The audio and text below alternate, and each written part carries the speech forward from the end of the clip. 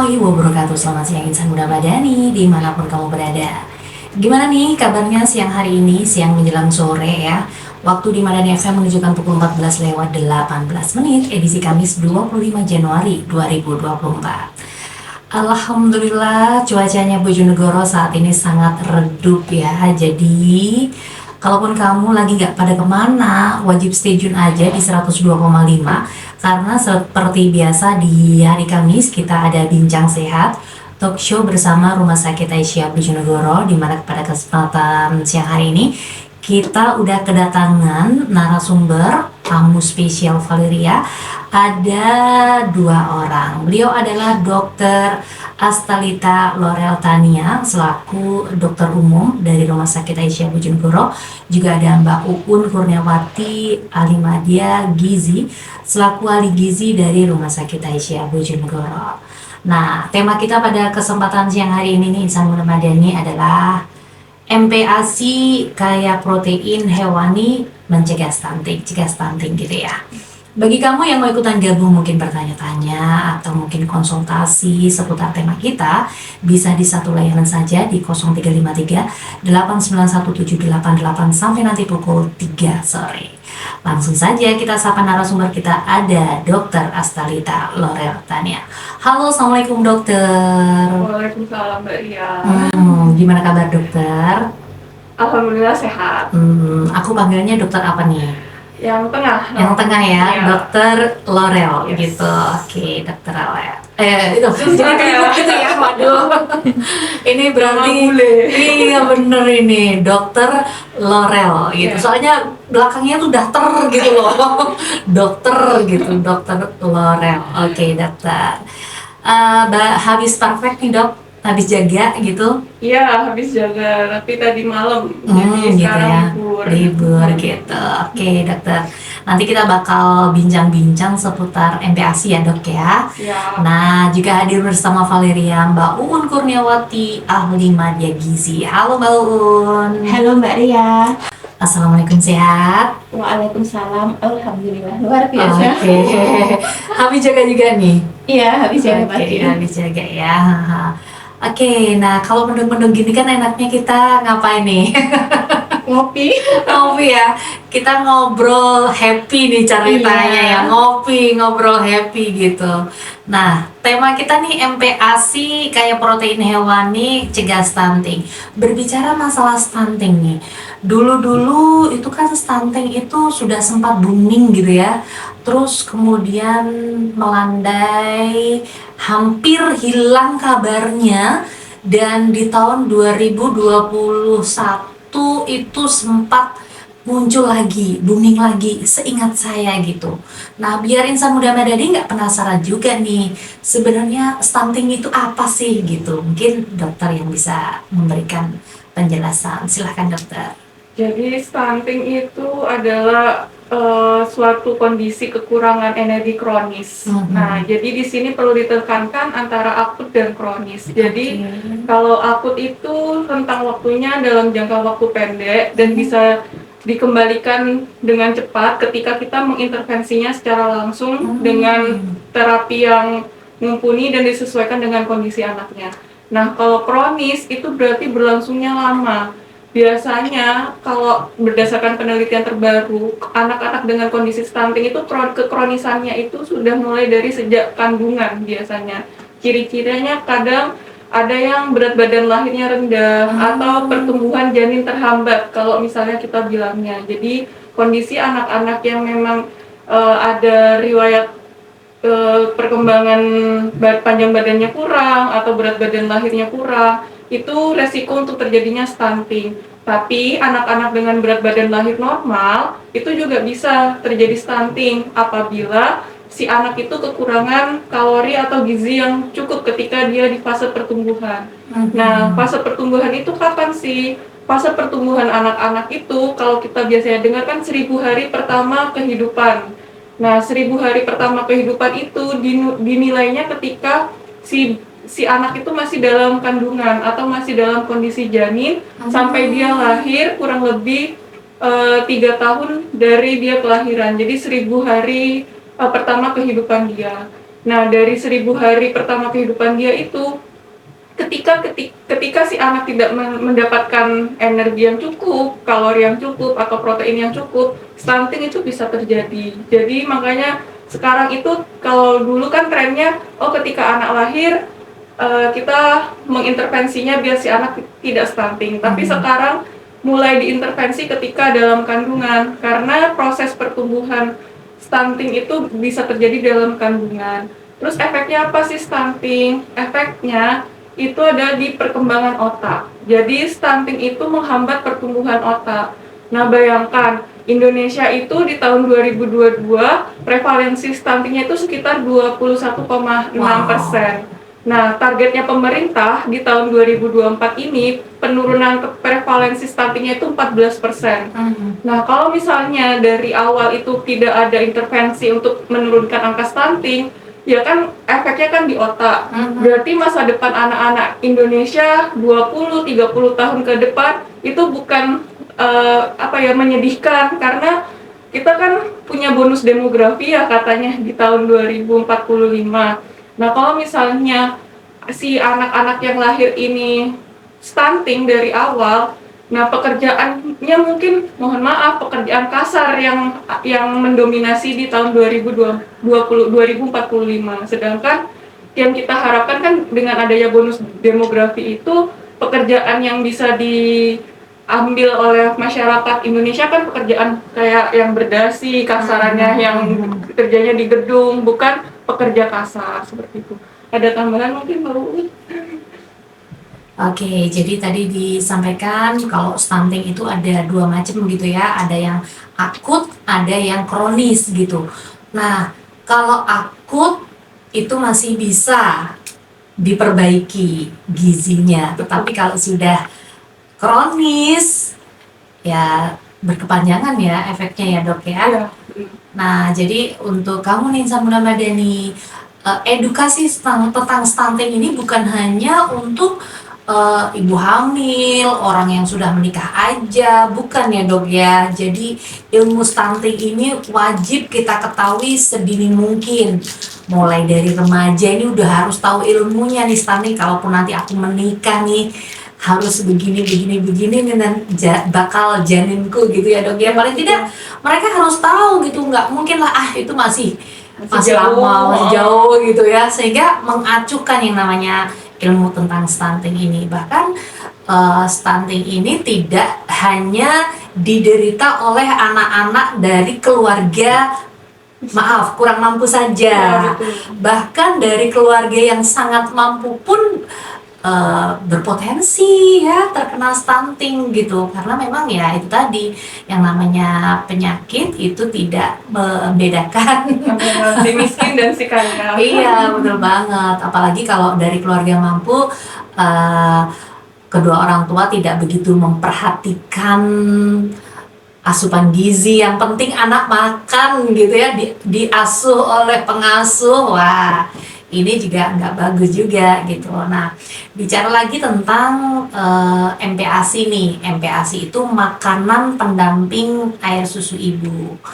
Nah, berkaitan dengan MPASI ini nih, menurut Mbak Uni gimana nih? Apakah MPASI ini berpotensi sangat besar sekali dalam pencegahan stunting sebagai ahli gizi nih? Gimana nih Mbak? Ya, terima kasih Mbak Ria. Jadi memang MPASI itu mempunyai pengaruh yang besar terhadap terjadinya stunting khususnya untuk di Indonesia. Nah, seperti yang tadi Mbak Ria katakan, bahwa seorang calon ibu yang pengetahuannya kurang itu akan berimbas kepada kehidupannya nanti setelah menikah. Akhirnya apa? Pada saat dia sudah menjadi calon ibu, dia tidak memperhatikan nutrisi yang dia konsumsi, sehingga terjadi kekurangan nutrisi pada saat hamil, seperti yang dijelaskan oleh dokter Laurel tadi ya. Nah, kekurangan nutrisi pada saat hamil ini imbasnya nanti adalah pada saat melahirkan resiko tinggi untuk terjadi bayi BBRR. Kalau apa itu Mbak? Berat badan bayi rendah. Berat badan bayinya rendah. Terus ada juga yang meskipun nutrisinya kurang selama hamil, tetapi berat badan lahir bayinya normal ada juga. Tapi ini nanti hubungannya sama-sama kuatnya, berhubung sama kuatnya dengan MPASI, karena berat badan bayi yang rendah tadi kan nanti setelah 6 bulan sama-sama diberi MPASI. Mhm. Nah, berat badan yang lahir normal juga nanti setelah 6 bulan akan diberi MPASI. Seorang ibu yang mempunyai pengetahuan yang cukup tentang nutrisi selama kehamilan, selama menyusui, nutrisi untuk pola makan si kecil, khususnya tentang MPASI, pasti dia akan menyiapkan MPASI dengan sedemikian rupa dan memenuhi syarat-syarat MPASI, di mana salah satu syaratnya adalah harus gizi seimbang yang memenuhi kandungan karbohidrat, protein, lemak, dan cukup vitamin dan mineral.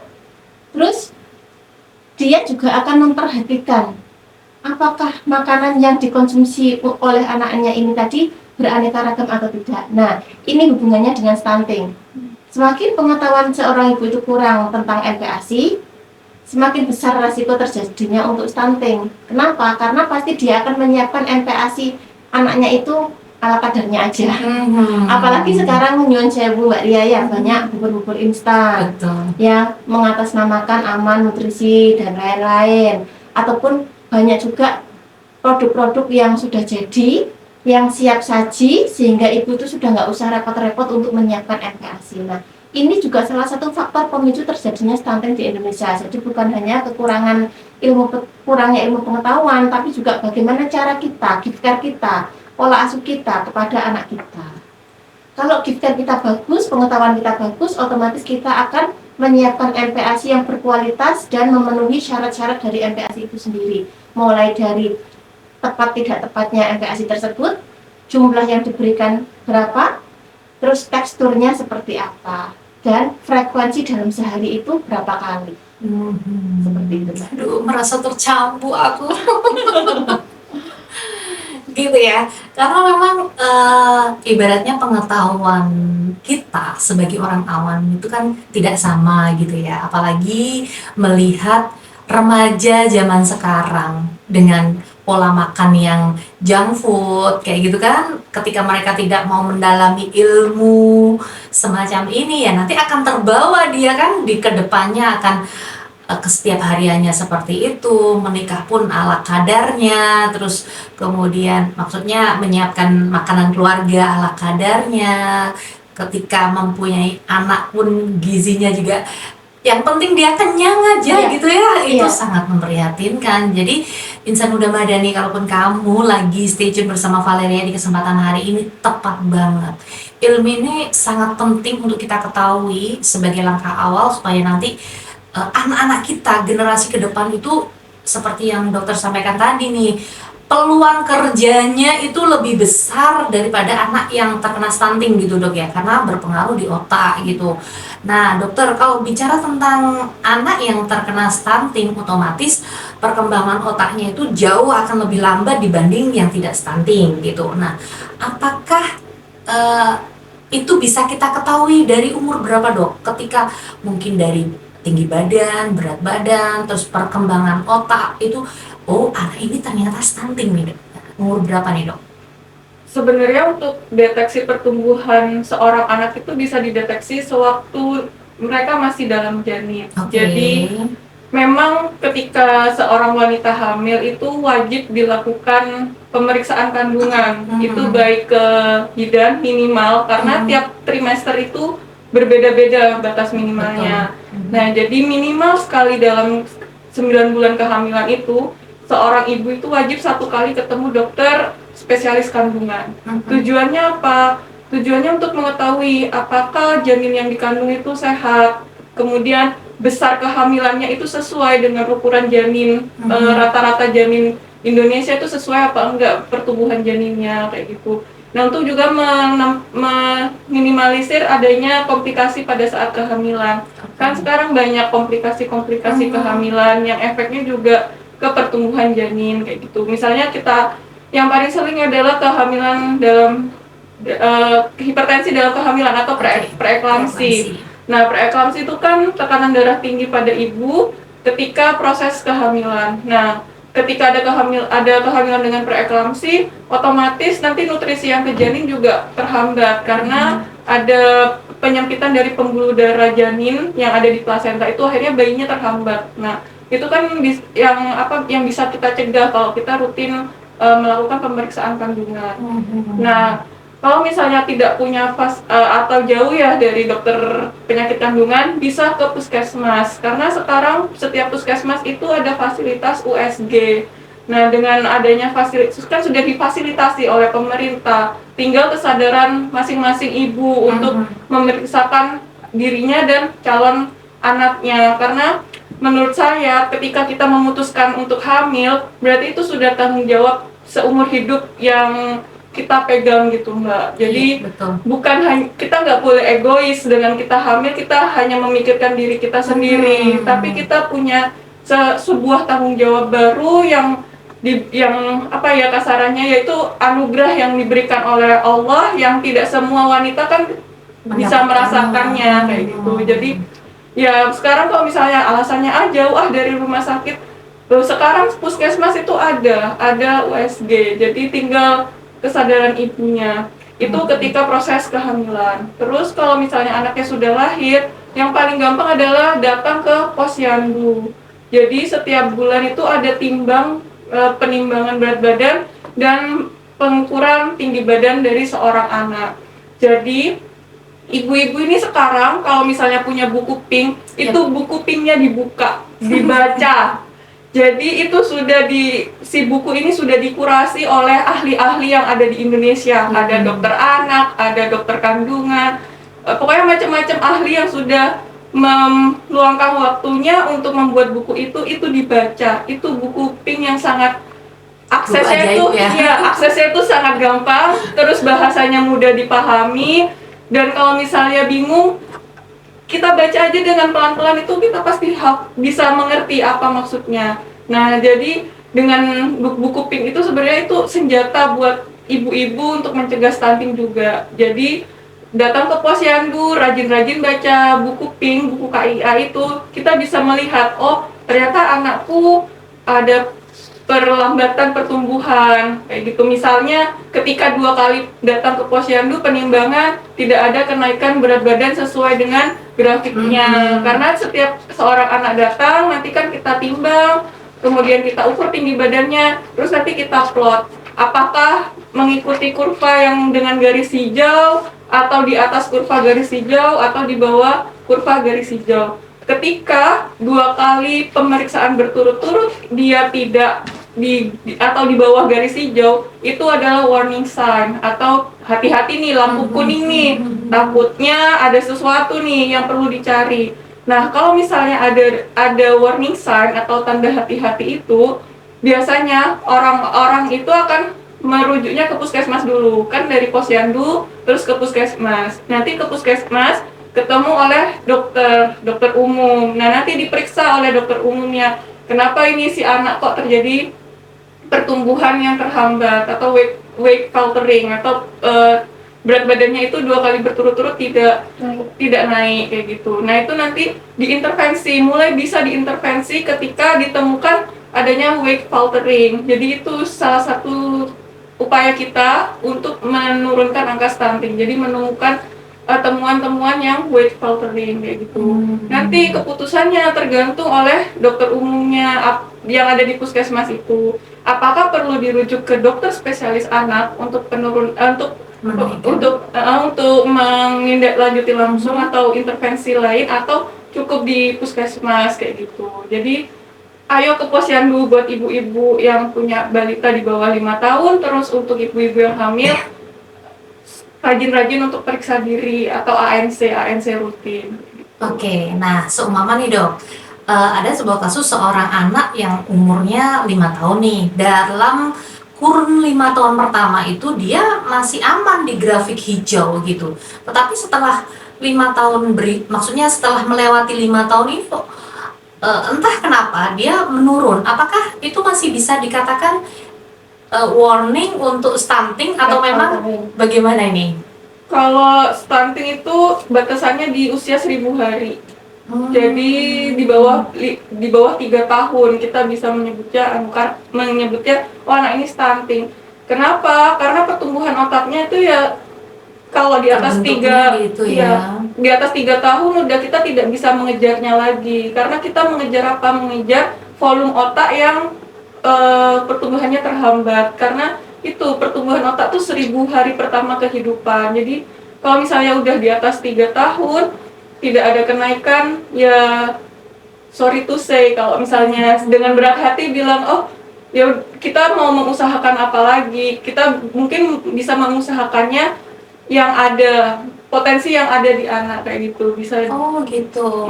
bisa bisa dikejarnya. Tapi untuk volume otak, pertumbuhan volume otaknya sudah nggak bisa. Ya. Iya. Oke, jadi memang dari 3 tahun pertama itu sudah batas limit terakhir Iya, gitu ya. iya, dari Kalau zaman- sudah melewati di 3 tahun pertama itu ya pasrah, istilahnya kayak gitu ya. Kita atau mungkin dengan asupan gizi maksimal anak itu bisa berkembang lagi begitu atau gimana dok? Ya bisa, cuman tidak semaksimal ketika kita mengejarnya sebelum 1000 hari anak itu tercapai kayak gitu. Oke, jadi nih, ini nih jadi PR ya buat kita kalau mau punya putra putri yang ibaratnya sudah lebih dari 5 tahun, yang biasanya setelah 5 tahun itu tidak datang lagi ke posyandu gitu kan.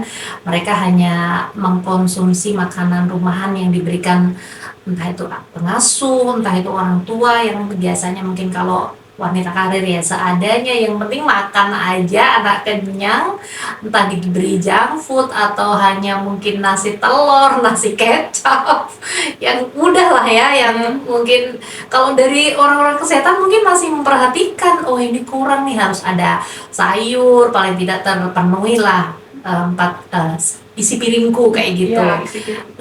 Nah, bagi yang tidak di luar tenaga kesehatan, mungkin kan merasa ya asal makan, asal kenyang, nah kayak gitu kan ibaratnya merasa apa ya, kita aja ya merasa wah ini ya terlewatkan masa-masa itu, menyesal sudah gitu, dan berarti kan tidak bisa lagi mengoptimalkan otak si anak, mungkin tumbuh kembang si anak ke depannya, walaupun bisa ya tidak semudah yang 3 tahun pertama gitu ya. Nah ini nih Insan Muda Madani, jadi aku juga harus menemukan formula baru nih karena masih punya anak 7 tahunan nih dong. Jadi kan ketika si anak ini ya kadang-kadang kita kalau kerja gini kan dia nggak mau makan tuh kitanya merasa bersalah juga gitu, kesalahan kita ya, kita kurang memaksimalkan bagaimana caranya kayak gitu ya, dibagilah itu, tetap aja deh kembali ke kesalahan kita gitu.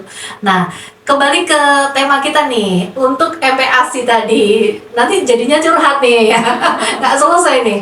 Nah Mbak Uun, ini berkaitan dengan MPASI yang kaya protein hewani, apakah MPASI itu hanya kaya dengan protein hewani aja atau mungkin ada kaya manfaat lainnya yang bisa? MPASI itu tidak hanya kaya akan protein hewani, karena di dalam MPASI sendiri itu adalah mengandung isi piringku yang mencakup 4 sehat 5 sempurna atau biasa dikatakan dengan food combining.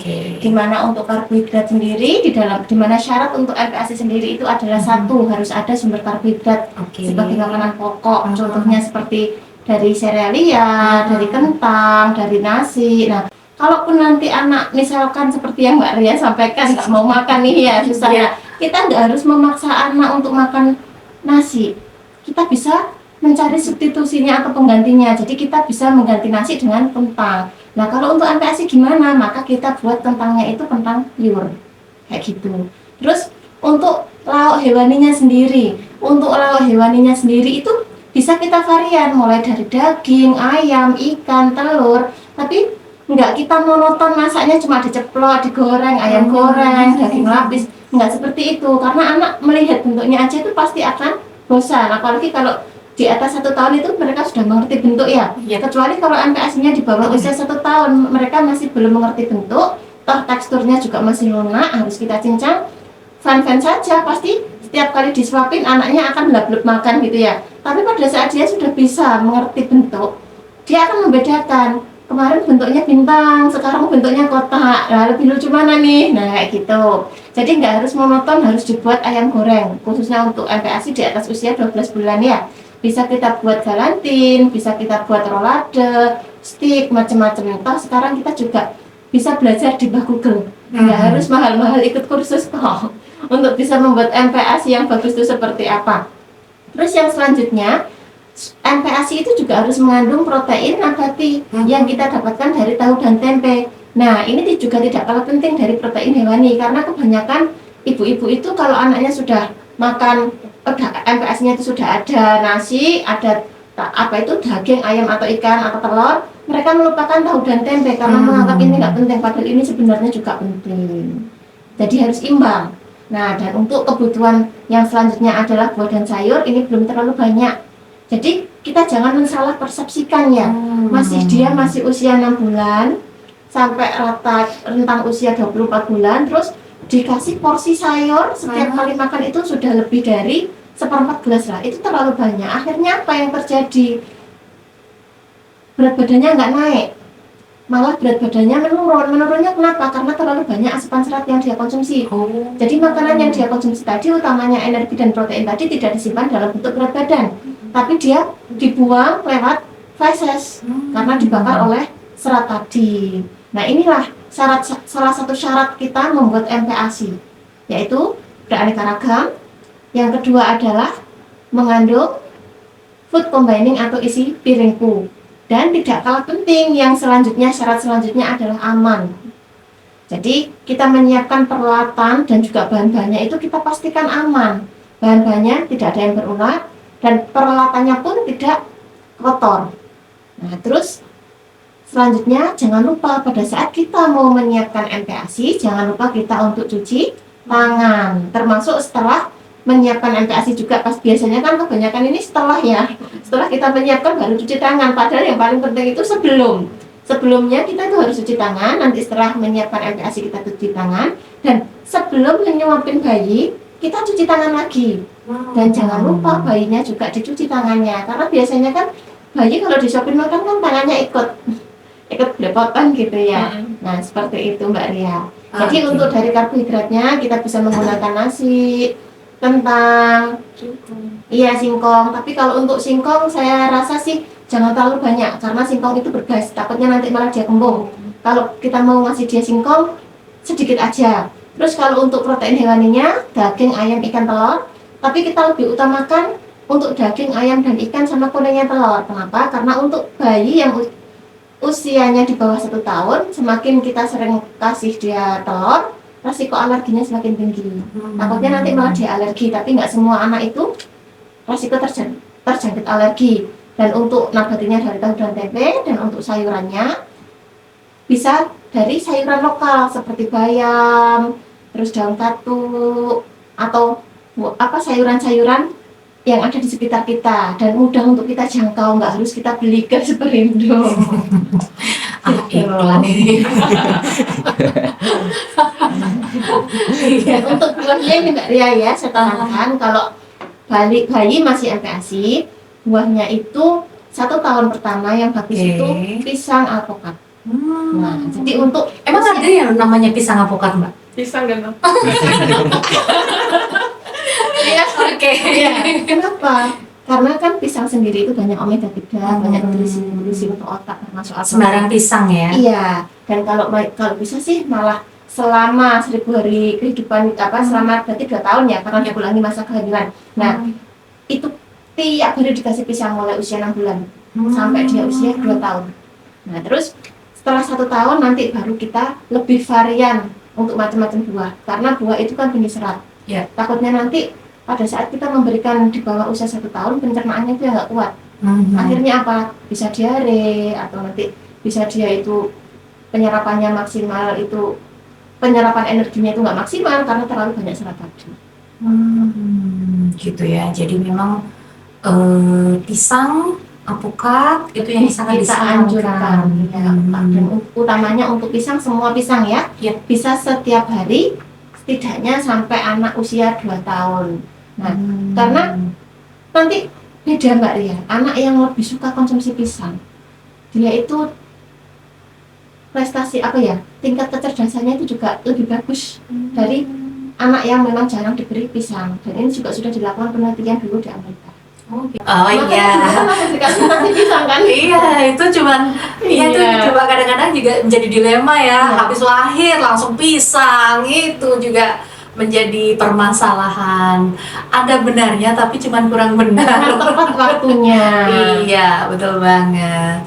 Oke, nah bicara tentang MPASI nih ya, insan muda madani, sebenarnya banyak sekali varian yang bisa kita sajikan kepada anak-anak kita di 1000 hari pertama gitu. Jadi kalau tadi disampaikan kalau yang instan-instan kalau bisa dihindari dulu. Kalau wanita karir pilihnya yang itu. Tergantung manajemen kita Iya sebenarnya. sih. Ini alasan aja nih sebenarnya. Gitu. Jadi pintar-pintarnya kita mau bikin anak kita ke depan seperti apa ya, bagaimana usaha kita gitu ya. Oke. Nah, kalaupun kamu nih insan muda madani ingin konsultasi seputar stunting gitu ya, penasaran, bisa saja telepon. Masih ada waktu kok, sekitar 10 menit ke depan. 8917788 ada Dokter Lorel dan juga Mbak Uun yang siap menjawab pertanyaan insan muda madani. Nah, kita akan break dulu sebentar untuk yang satu ini. Jadi insan muda madani jangan kemana-mana. Keep stay tune terus bersama Valeria sampai nanti pukul 3 sore. Oke, 102,5 Radio Madani FM di lintas siar Cilantung nomor 48 Bojonegoro. Masih bersama Valeria nih ya, dengan tamu spesial kita dari Rumah Sakit Aisyah Bojonegoro. Bicara tentang MPASI, pendamping ASI, MPASI yang kaya nanti protein hewani dan nabati untuk mencegah stunting. Tadi sudah dikupas tuntas, walaupun belum semuanya ya, 1 jam nggak cukup deh kayaknya. Jadi harus mungkin sehari bikin mini seminar gitu loh, itu baru pas gitu. Tapi tidak mengapa, dari beberapa sekelumit yang udah disampaikan tadi, semoga membuka wawasan kita bahwa sebenarnya stunting ini benar-benar perlu penanganan yang super supaya nanti generasi ke depan itu sesuai dengan yang kita harapkan. Nah, dokter ini tinggal menghitung waktu saja. Mohon maaf karena memang waktunya hanya 1 jam. Sebagai closing statement yang bisa disampaikan kepada insan muda madani terkait tema kita, silakan. Closing statementnya ya mungkin tadi yang saya sudah bilang di awal. Ketika seorang pasangan itu sudah memutuskan untuk memiliki anak, berarti itu sudah tanggung jawab kita membawa anak itu lahir di dunia gitu. Jadi apa bentuk tanggung jawabnya? Ya bentuk tanggung jawabnya banyak. Salah satunya ya ketika mau merencanakan hamil, ibu hamilnya itu makanan yang dikonsumsi itu yang makanan sehat. Kemudian ketika sudah hamil, rutin memeriksakan diri atau ANC. Terus ketika anaknya sudah lahir, rutin memeriksakan diri anaknya ke posyandu atau ke puskesmas. Terus makanan yang diberikan ke anaknya itu juga sesuai dengan apa yang direkomendasikan oleh Nakes, misalnya proteinnya seberapa banyak, karbohidratnya seberapa banyak. Jadi ya untuk mencegah stunting itu kita perlu berpegang erat. Jadi semua komponen itu harus bersama-sama membantu, karena untuk individu sendirian itu nggak bisa untuk mencegah stunting. Oke, setuju dokter. Semoga nanti pemerintah kita lebih care gitu ya, dari atas sampai ke bawah itu satu gitu, sama gitu, sepemahaman.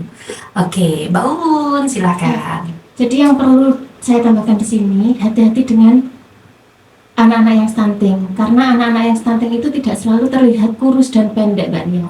Tapi banyak dari mereka yang terlihat imut. Nah, karena stunting sendiri itu adalah tinggi badan yang tidak sesuai dengan usianya.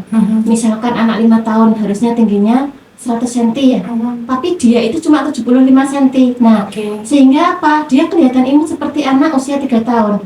Ibunya pasti bangga banget nih, anakku kok imut banget. Nah, kalau sudah ada tanda-tanda seperti itu, segera bawa anak ke posyandu untuk melakukan deteksi awal apakah anaknya itu termasuk stunting atau tidak. Terus yang kedua, hati-hati dengan anak yang gemuk dan juga pendek. Ini juga bisa dikatakan stunting karena di Sidoarjo maupun Surabaya itu sekarang banyak kasus stunting pada anak-anak obesitas. Jadi anak-anak yang stunting itu enggak kok terus yang kurus-kurus, enggak. Mereka itu malah gemuk-gemuk, gemoy-gemoy gitu, tapi tingginya tidak sesuai dengan usianya. Nah, inilah yang dikatakan dengan jebakan stunting. Oke. Terima kasih Mbak Uun dan juga dokter sudah hadir di Radio Madani. Semoga di lain waktu dan kesempatan bisa hadir kembali dengan tema yang berbeda tentu saja. Oke, insan muda Madani, kebersamaan kita untuk hari ini usai sudah. Terima kasih untuk semuanya saja. Minta maaf apabila ada kesalahan kata. Wassalamualaikum warahmatullahi wabarakatuh. Salam Spirit Madani.